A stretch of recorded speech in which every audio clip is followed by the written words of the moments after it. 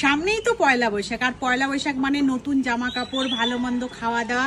তাই আজকে আমি রান্না করতে চলেছি সবার প্রিয় মটন কষা, আর তার সঙ্গে রয়েছে কিন্তু পয়লা বৈশাখের থালি। সেটা তোমাদেরকে অবশ্যই দেখতে হবে আর পাশে থাকবে।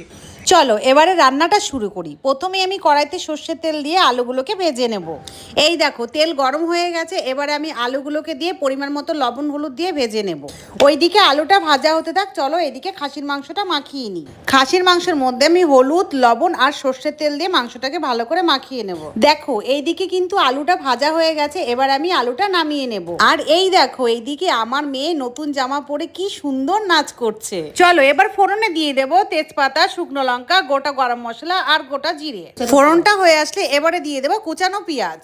পেঁয়াজটা হালকা ভাজা হয়ে গেলে তার মধ্যে দিয়ে দেব টমেটো কুচি। পেঁয়াজ আর টমেটোটা ভাজা হয়ে গেলে এর মধ্যে দিয়ে দেব মশলা। মশলার মধ্যে রয়েছে আদা বাটা, জিরে বাটা, লঙ্কা বাটা আর রসুন বাটা। এবারে মশলা থেকে তেল ছেড়ে দিলে দিয়ে দেব খাসির মাংস।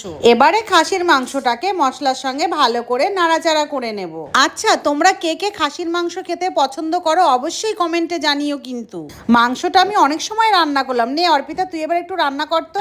আচ্ছা দাও। আর এখানে দেখো খাসির মাংসটা কম আজে আজে রান্না করছি। আজকে খাসির মাংসটা কিন্তু প্রেসার কুকারে দেবো না, লো আজে আজে খাসির মাংসটা রান্না করবার। গন্ধটা কিন্তু দারুণ বেরোচ্ছে। আর এই দেখো কষানা কিন্তু প্রায় হয়ে এসেছে। কই দাও তো একটু দেখি মাংস কষা, খেয়ে দেখি কেমন স্বাদ হয়েছে। এই নে খেয়ে দেখ তো কেমন হয়েছে।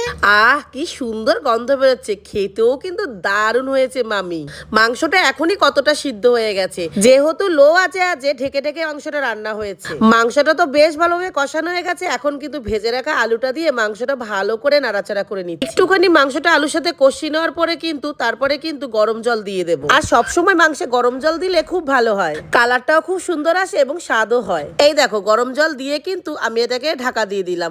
কিছু সময় পরে ঢাকনা খুলে দেখলাম ঝোলটা অনেকটা কমে এসেছে এবং মাংস আর আলুটা সুন্দরভাবে সিদ্ধ হয়ে গেছে।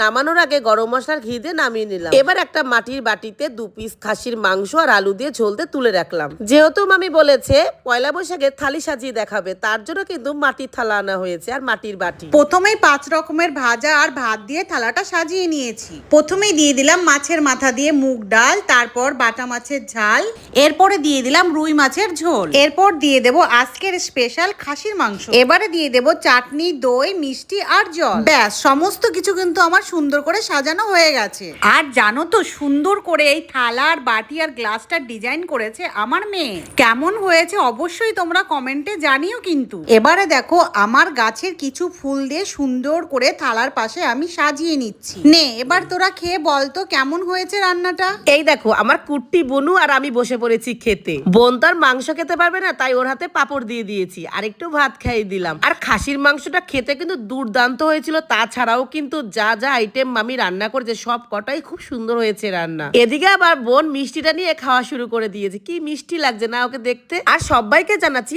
আগাম শুভ নববর্ষের প্রীতি ও শুভেচ্ছা। তাহলে চলো আজকের মতো টাটা।